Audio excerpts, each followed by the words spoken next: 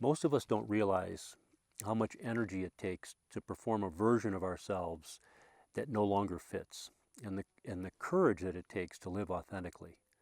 Now, what do I mean by the word perform? Because I'm using that very specifically. I use that in the context of being a people pleaser, meeting other people's expectations as a way of operating in your daily life. Being a high achiever is also a form of performance, especially when you're just so driven that everything else falls aside. It's managing our image and always looking good, and it's manipulating circumstances and people and ourselves so that we're more comfortable. Here, let me give you an example. I was working with someone and I asked him, will you commit to yourself? And what I expected was an automatic yes. But what I got instead was temporizing and hemming and hawing and not wanting to commit to anything that he couldn't follow through on. And it surprised me.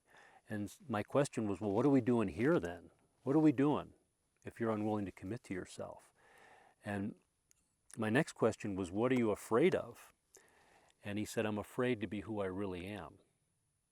And that was a true statement. It just rang, it resonated. And then I asked why. And he said, because that means everything that I've built was built on a false persona or a false image of myself. And I understood that. And that was an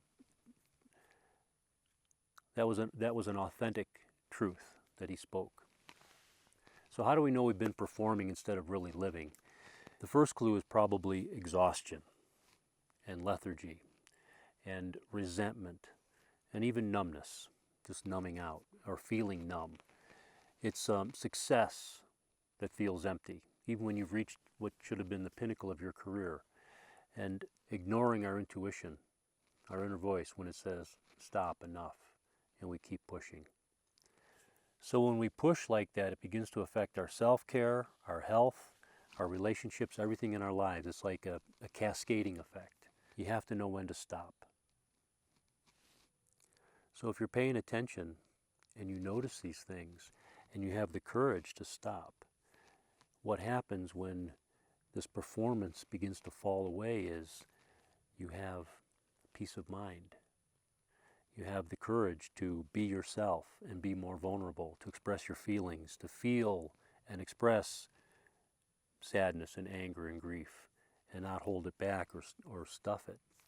You have more clarity to simply be who you are and to live from that place.